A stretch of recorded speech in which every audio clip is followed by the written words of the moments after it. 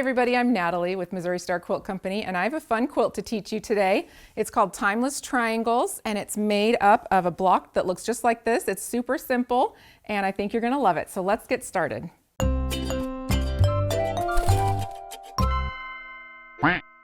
So to make this quilt, you're going to need one package of 10-inch print squares, and I've used Tranquil Moments Batiks by Carol Mohlers for Island Batik. You'll need a package that has 2 of every print, and this one does. So if yours doesn't, you could either mix and match and do it a little bit more scrappy, or you could get 2 and put them together. You just need 16 matching pairs. We need a little bit of background fabric, and again, you could substitute your yardage for one package of white pre-cut or whatever your background is, and then 5/8 of a yard for your inner border, or you can use 3 yards of your background fabric. That will cover all the pieces that you need, including your inner border. Your outer border, you'll need 1 1/4 yards. I did a 5-inch border on this one, and I think it looks really cute. Your backing, you'll need 4 3/4 yards with a vertical seam if you're using 45-inch wide fabric, or 2 1/2 yards if you have a 108. So let's get started.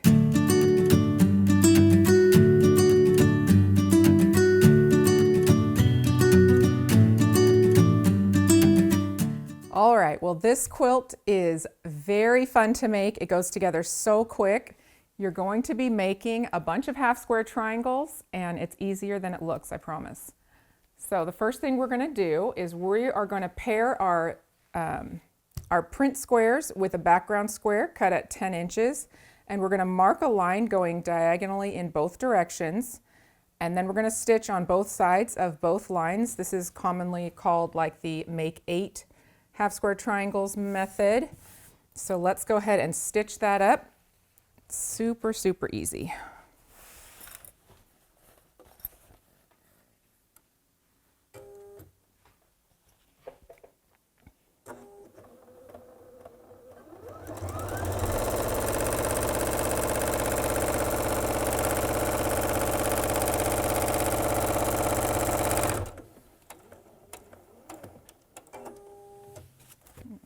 Flip it around and stitch down the other side.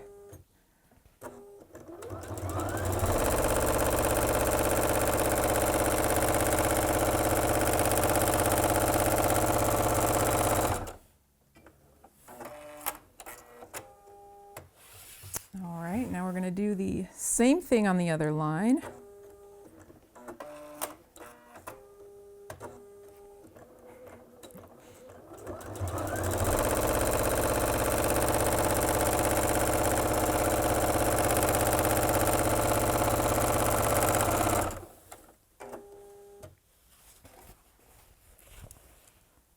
I do tend to try to make these seams a little bit narrower than 1/4 inch because you just need enough space to cut them apart.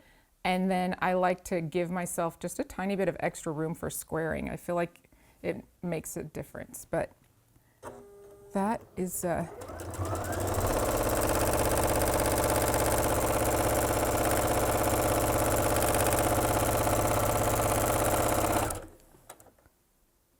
just an easy little thing I do. All right, so now we're going to take these squares and we're going to cut them apart. When I'm cutting to make 8, I always do my horizontal and vertical cuts first because there is no line to cut on in case something gets pulled apart. And that makes it very easy to make sure everything comes out just as it's supposed to. Then I go ahead and do my diagonal lines, cutting right on the line.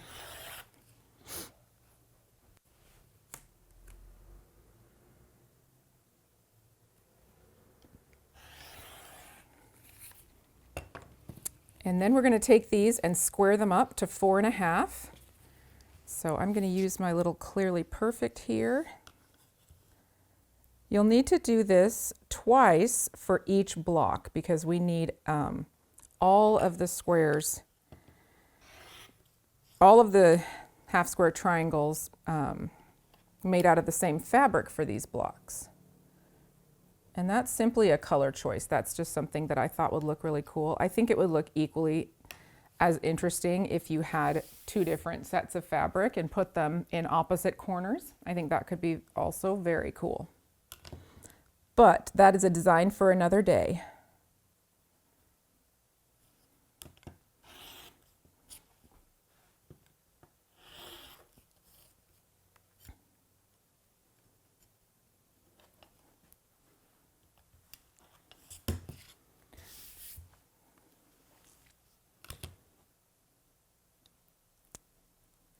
Just two more to go here. And then we'll talk about how we put these two units together. There's two opposite half square triangle units, one where you put the print to the middle, and then the other you put the background color in the middle. And that's it. That's how that's all the brain work for this quilt. Is very, very easy. And I do love this big rotary cutter. It's a 60 millimeter, and that's one of my favorite things. I think they're great for cutting like your thicker fabrics. Maybe if you have a canvas or a denim, it's so smooth, but I love it. All right, let me press these. And I've done the work ahead of time on all the rest of these, because you know, really the squaring up of the half square triangles is the longest part. That's the part that takes the most time. So you'll probably want to do that. Take some breaks, relax, and then come back and do some more. Or have a friend help you. Squaring is caring. That's going to be my new motto. All right, so this is made up of two blocks. One of them, like I said, has all of your backgrounds towards the middle, and then the other has all of your prints towards the middle, just like so.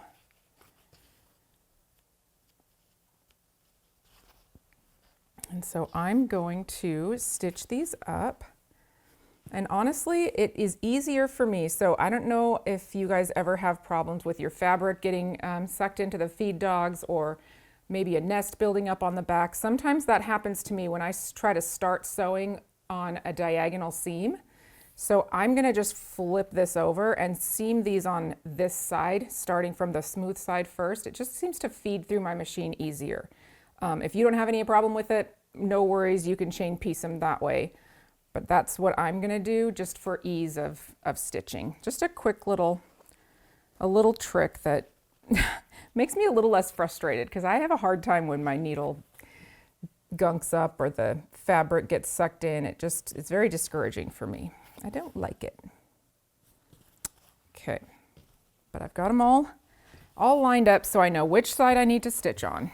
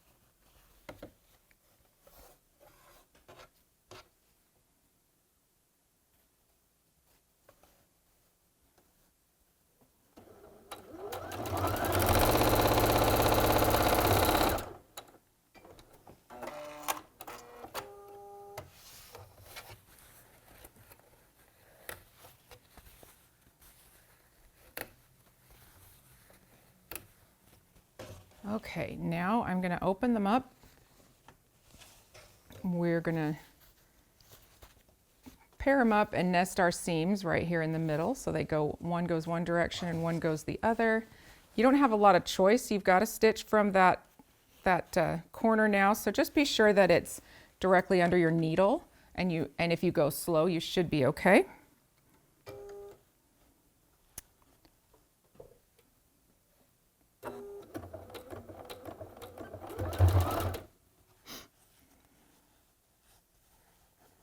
Now I'm gonna make sure it's all straight and nest my seam.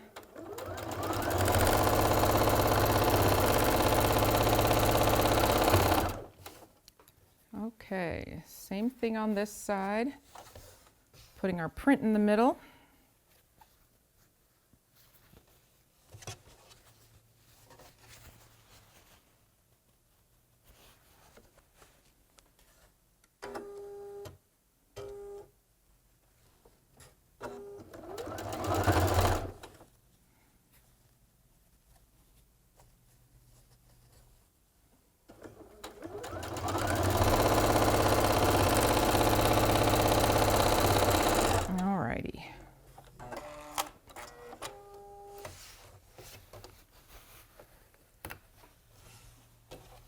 Let's press these.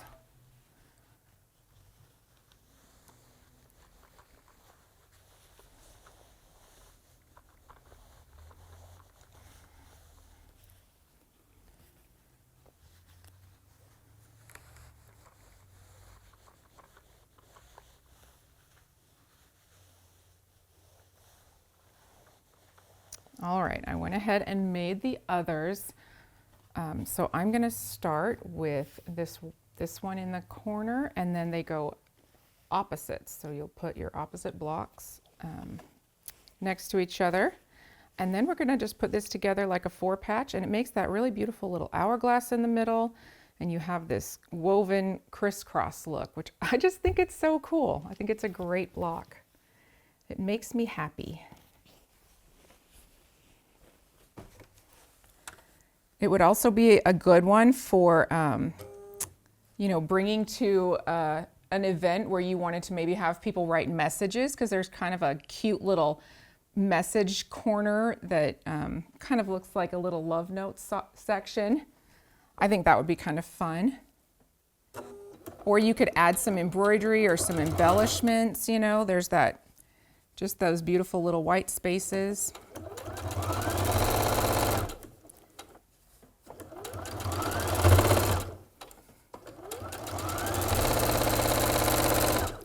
There's a lot of room for creative play.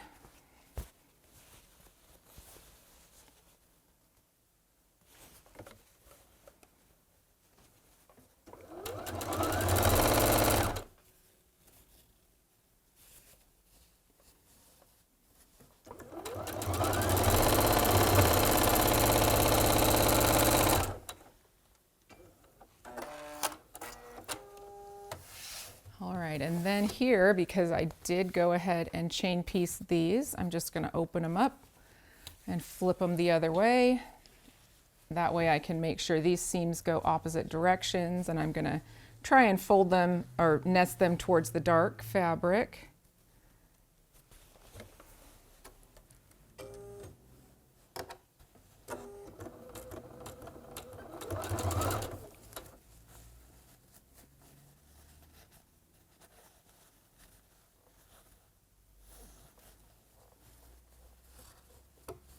There we go.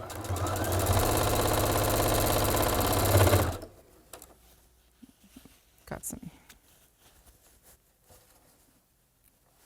good sized seams to go through.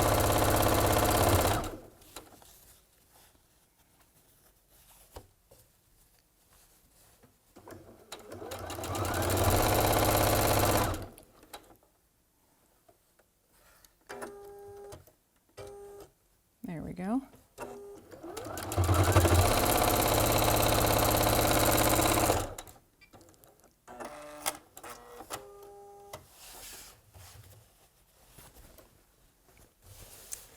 All right, let's give her a press. I like to kind of press it a little bit before I flip it open. That way I can make sure that this seam is going the direction I want it to go, and everything else is nice and flat. And then when I flip it back, that one is already has an idea of which direction it needs to lay. There we go. Because there's quite a bit of fabric where we've got all of our little points meeting up, but that is a-okay. Batiks are so good to work with because they They press so nicely and they lay so flat. But that's it. So I put them together like so. Every one just matching right up. We've got 1, 2, 3, 4 across and 1, 2, 3, 4 down. And that is just mainly because those are the fabrics that I had that looked really great with my background. I left out some of the lighter ones, so if you have more that match, you could probably make it a little bigger if you wanted to.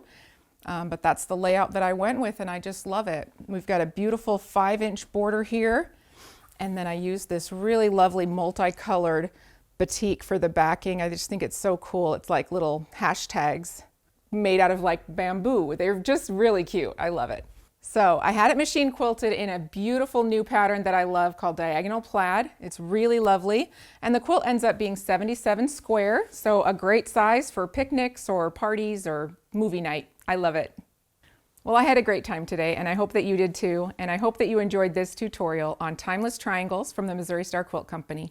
Thank you so much for joining me for this video today. I hope that you enjoyed it and that it inspired your creativity. And guys, we're at almost 1 million quilters strong in our community. So if you know of anybody that you think might like to join us and learn quilting with us, bring them on in, put your arm around them, and tell them to subscribe to our channel so that we can all learn and grow together.